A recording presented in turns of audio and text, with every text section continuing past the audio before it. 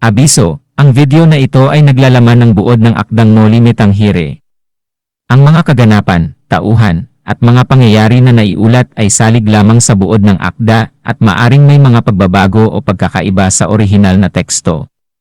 Hinihikayat namin ang mga manonood na basahin ang orihinal na akda upang masuri at maunawaan ng lubos ang mga konteksto at mensahe ng kwento.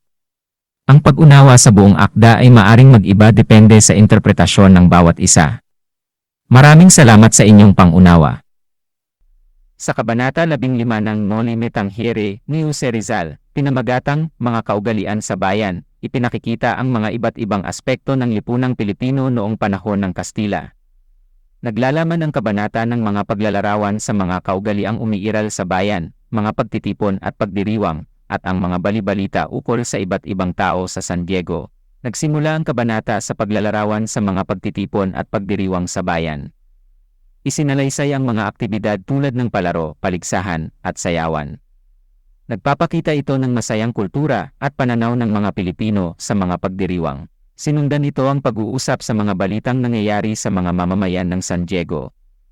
Isinalaysay ang pagkakasakit ni Kapitan Tiago at ang kanyang paghingi ng payo kay Dr. De Espadana. Ipinakita ang pagkabahala ng mga tao sa kalusugan ni Kapitan Tiago.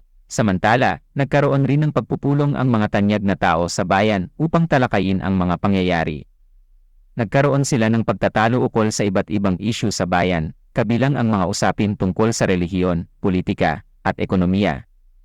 Ipinakita rito ang mga malalim na pagkakaiba ng mga opinyon ng iba't ibang sektor ng lipunan. Sa huli ng kabanata, isinalaysay ang kwento ni Sisa, isang inang nawalan ng mga anak dahil sa masamang tadhana. Ipinakita ang kalunos-lunos na kalagayan ni Sisa, na sa kabila ng pagkakalugmok ay patuloy pa rin sa paghahanap ng kanyang mga anak. Nagpapakita ito ng pagkakaugnay ng mga karakter sa mas malawak na lipunan. Sa pangkalahatan, ang Kabanata 15 ng Noli Me Tangere ay nagpapakita ng mga kaugalian at pag-ugali ng mga Pilipino noong panahon ng Kastila. Ipinapakita nito ang masalimuot na realidad ng lipunan at ang malalim na mga isyu at suliranin na kinakaharap ng mga mamamayan ng San Diego.